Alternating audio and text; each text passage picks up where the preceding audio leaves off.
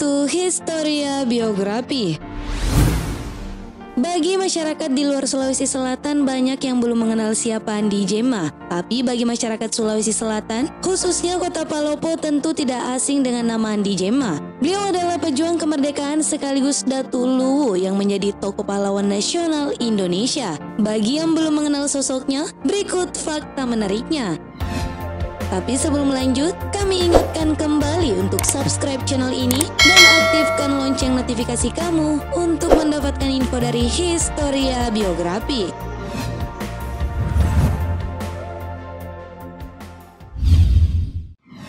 Masa kecil dan pendidikan. Andi Djema lahir di Palopo, Sulawesi Selatan pada tanggal 15 Januari 1901. Andi Djema memperoleh pendidikan formal di Inlandes School atau sekolah dasar selama 5 tahun di Palopo. Ia lulus pada tahun 1915. Kemudian, untuk pendidikan informalnya beliau peroleh dari dalam istana. Saat Belanda menguasai Luwu, Andi Djema banyak belajar tradisi-tradisi kerajaan dari ibunya serta pejabat tinggi istana. Andi Djema sering diajak oleh sang ibu pergi menghadiri rapat-rapat adat. Sebagai seorang keturunan Raja Luwu, Andi Djema rela meninggalkan segala kemewahannya. Beliau justru memilih jalan untuk berjuang melawan penjajah di wilayahnya.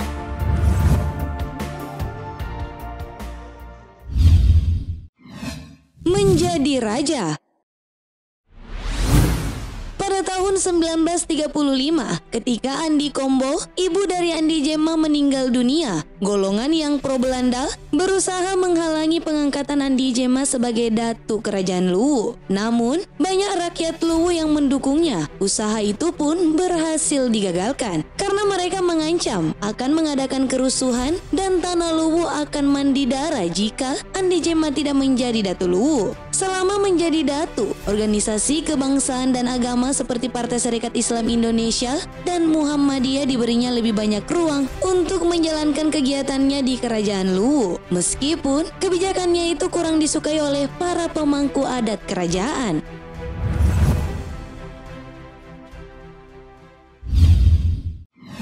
Perjuangan sang raja.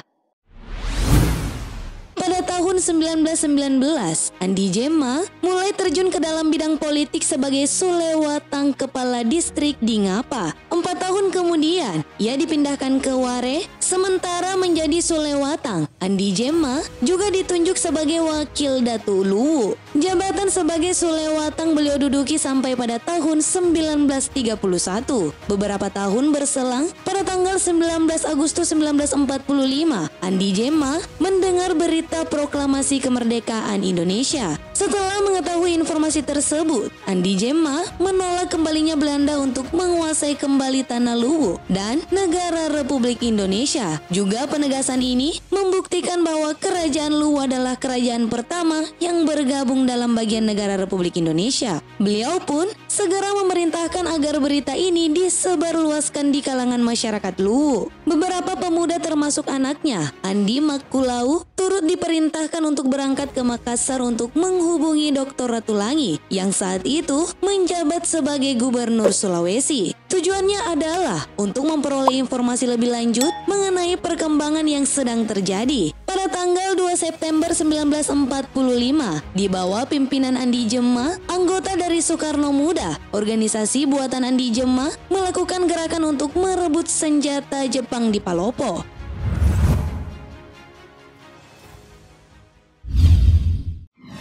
Pertemuan Raja-Raja Sulawesi Selatan. Pada bulan Oktober 1945, Andi Djema memprakarsai pertemuan Raja-Raja Sulawesi Selatan. Dalam pertemuan ini, para raja menyatakan tekad mereka untuk berdiri di belakang pemerintah Republik Indonesia. Sepulang dari pertemuan, Andi Djema pun menyatakan bahwa daerah Luwu telah menjadi bagian dari negara Republik Indonesia. Andi Djema juga menegaskan bahwa pemerintahan Luwu menolak untuk bekerja sama dengan Netherlands Indische Civil Administration atau NICA, pemerintahan sipil Hindia Belanda. Kemudian pada bulan November 1945 terjadi kesepakatan antara Andi Jemah dengan komandan pasukan Nika bahwa pasukan ini hanya bertugas untuk melucuti pasukan Jepang. Tapi itu hanya akal-akalan pasukan Nika karena pengaruh Jepang sudah hilang di Indonesia. Pemerintahan sipil Luwu tetap dipimpin oleh Andi Jemah walaupun Nika yang menduduki Luwu pada saat itu. Dan pada saat itu pasukan Australia yang bertugas di Sulawesi Selatan terjadi pergantian pimpinan. Komandan yang baru Brigadir Jenderal Chilton mengumumkan bahwa Nika adalah bagian dari pasukan sekutu dan rakyat Sulawesi Selatan, termasuk Luwu wajib mentaati perintah Nika.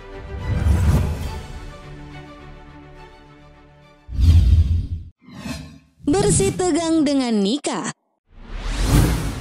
Mulai saat itu, situasi di Luwu mulai memanas. Dengan perlindungan pasukan Australia, pasukan Nika Belanda mengadakan patrol ke berbagai tempat dan memancing bentrokan dengan pihak pemuda. Pada tanggal 21 Januari 1946, mereka memasuki masjid di Kampung Bua dan merobek-robek Al-Quran yang terdapat di dalam masjid. Andi Jemah atas nama pemerintahan Luwu, serta Kiai Haji Muhammad Ramli Hadi Luwu atas nama umat Islam, dan M. Yusuf Arif atas nama pemuda, mengirimkan ultimatum kepada komandan pasukan Belanda agar dalam waktu 24 jam pasukannya harus segera meninggalkan Palopo dan menghentikan teror terhadap rakyat. Jika ultimatum itu tidak diindahkan, pemerintahan kerajaan Luwu tidak lagi bertanggung jawab atas ketertiban dan keamanan yang terjadi. Ternyata ultimatum itu tidak diindahkan oleh pihak Belanda. Karena itu pada tanggal 23 Januari 1946, setelah batas waktu ultimatum itu berakhir, para pemuda melancarkan serangan serentak terhadap kedudukan pasukan Belanda di kota Palopo. Dalam pertempuran ini, pihak Australia membantu pasukan Belanda dengan melepaskan tembakan-tembakan ke arah istana. Belanda juga mendatangkan pasukan bantuan dari Makassar, sehingga mereka berhasil menguasai Palopo. Karena kejadian ini, Andi Jemah dan keluarganya terpaksa mengungsi.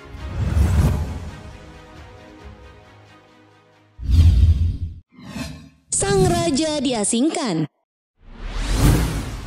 Tempat pengungsian di Batu Putih akhirnya diketahui juga oleh Belanda melalui mata-mata yang mereka sebar ke berbagai tempat. Oleh karena itu, malam tanggal 2 Juni 1946, Andi Jemah memutuskan untuk mencari tempat pengungsian yang baru. Namun esok harinya, ketika pengungsian akan dimulai, ternyata pasukan Belanda sudah tiba di Batu Putih. Mereka masuk dari arah belakang, yang memang tidak dijaga karena diperkirakan tidak akan dimasuki musuh sebab medannya cukup berat untuk ditembus. Andi Jemah dan istri serta semua yang berada di tempat pengungsian di Batu Putih itu ditangkap Belanda. Dari Batu Putih, Andi Jemah dibawa Belanda ke Kolaka. Dari sini dipindahkan ke Palopo dan pada tanggal 6 Juni 1946 dibawa ke Makassar.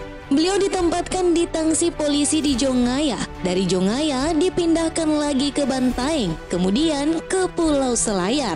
Pada tanggal 4 Juli 1948, sidang adat tinggi Luwu ini memvonis Andi Jemah dengan hukuman 25 tahun pengasingan di Ternate. Selain terhadap Andi Jemah, sidang juga menjatuhkan hukuman terhadap 2 orang putranya, yakni Andi Ahmad dan Andi Makkulau. Dari pengasingannya di Ternate, Andi Jemah tidak ditempatkan di penjara, tetapi di sebuah rumah sewaan. Pengasingan itu tidak lama dijalaninya, sehubungan dengan adanya pengakuan kedaulatan oleh Belanda terhadap Indonesia pada akhir bulan Desember 1949.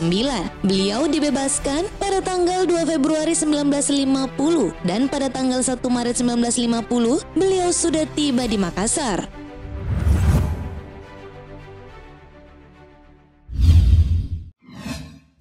Akhir hayat sang raja.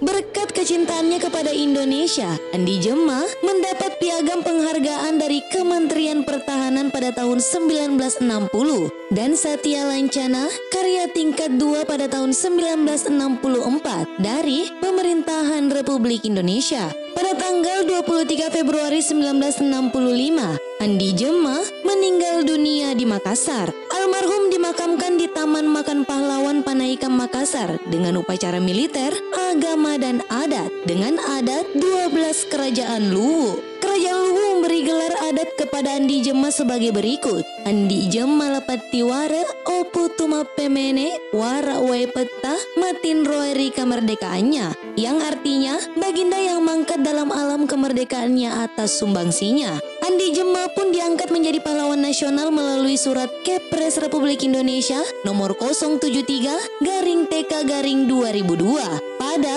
6 November 2002. Selain itu, nama Andi Jema diabadikan di berbagai tempat seperti nama jalan di Makassar, nama rumah sakit, dan bandar udara di Kabupaten Luwu Utara, serta nama kampus yaitu Universitas Andi Jema di Kota Palopo. Terima kasih telah menonton video ini. Jangan lupa like and share serta sampaikan kritik dan saranmu di kolom komentar. Sampai bertemu kembali di video Historia Biografi selanjutnya.